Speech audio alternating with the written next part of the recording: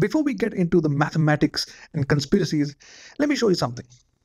Meet Hans. He lives in Germany. He's not real. He won't hurt you. Or maybe he will.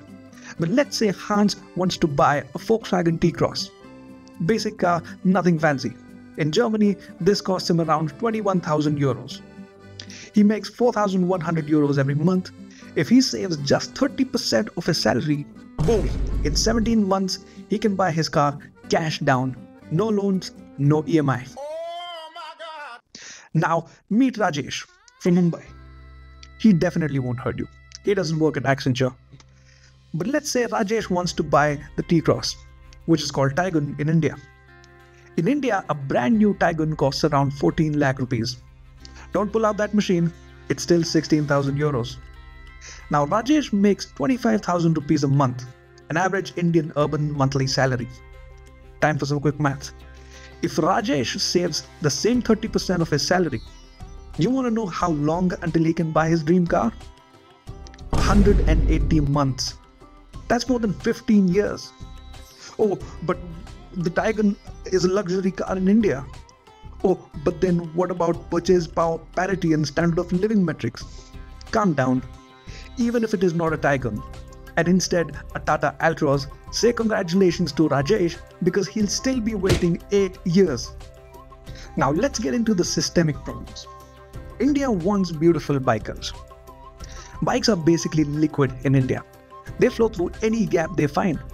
A single lane is a single lane for car drivers. A single lane is a 3-lane highway for bike riders. And the best part, these bikes are literally everywhere because India loves them. Why? Because the math is simple. A decent bike, 2 lakh rupees. A decent car, 8 lakh rupees. Also, a bike drinks like a bird while your car drinks, well, like your uncle at a wedding. And parking, literally everywhere. Footpath, bike parking. Building entrance, bike parking. Between two cars, you guessed it, bike parking. Inside your fucking house, bike parking. But here's the real problem. Cars can't move because of bikes, bikes can't move because of cars, and somehow auto rickshaws are overtaking everyone. It's a perfect system, perfectly designed to make everyone hate each other. And now with food delivery apps, the bike army has multiplied. Your pizza needs to arrive in 30 minutes and your car's paint job is just collateral damage. Bikers ruin the car driving experience in cities and sometimes even on highways.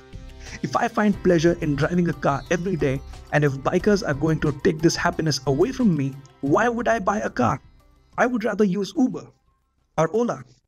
India wants beautiful Nirmala. Okay, let's get real for a second. We're all guilty of searching Nirmala Sitharaman hot pics on Google at some point. We? Who's we? There is no we. That does not mean I'm gonna ignore the gaping hole in my pocket that I have to stare at every day thanks to her. I mean, she is literally the person who decides how much money you will lose before you even start your car. Let's go back to Rajesh and his Tata Altroz. Base price 5,20,000 rupees.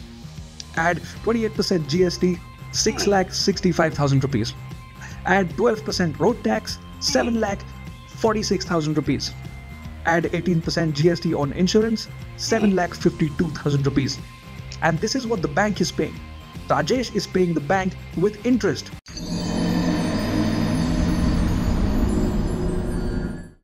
But say congratulations to Rajesh again, he just paid 30% in taxes to the greatest country on the planet.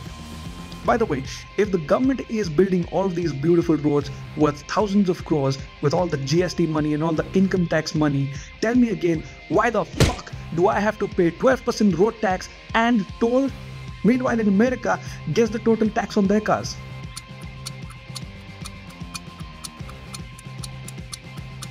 Just 7%. That's it, no drama. Makes you think, right? Why the car culture in the US is so rich and diverse, and why the car culture in India is absolutely and utterly non-existent? Oh, and you thought buying the car was the end of taxes? Cute.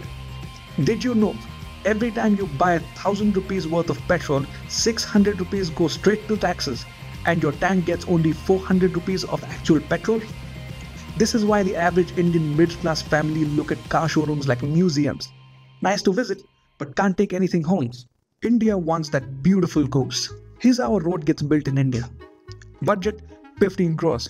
Actually spent 2 crores. The rest? Let's just say someone's kid is studying in London right now and is having a great life. Guess when public roads start construction? April. Guess what happens in June? Water from sky finds gravity and hits the tar. Guess what happens in October?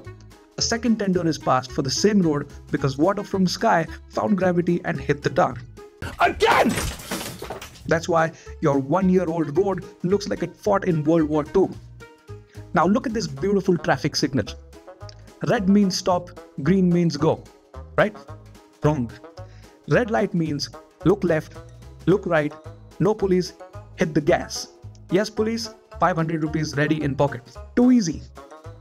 Our traffic police are like background dancers in a movie. They're there, but no one really pays attention. And that bridge that took 10 years to build, it wasn't because of technical difficulties. The money just needed multiple vacations in Europe before reaching the construction site.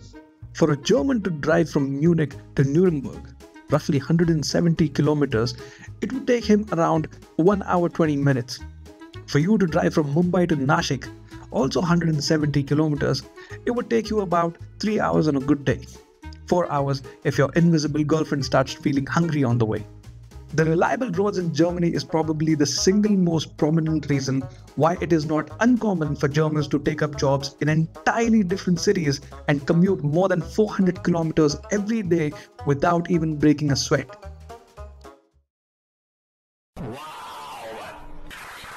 So why does India make it so hard to own and drive cars?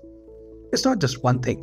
It's a cocktail of your average salary, which should be enough to buy a car, but it isn't. Taxes that make you question your life choices. Roads that test your car's will to live.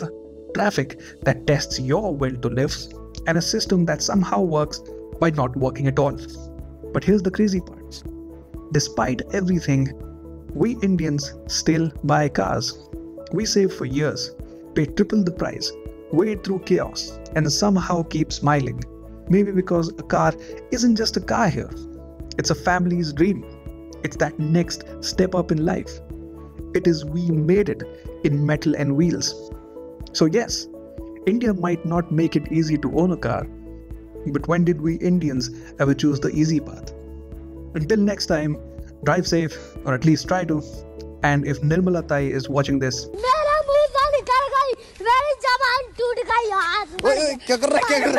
if you like this video, hit that like button harder than your car hits the pothole and subscribe for more videos like this.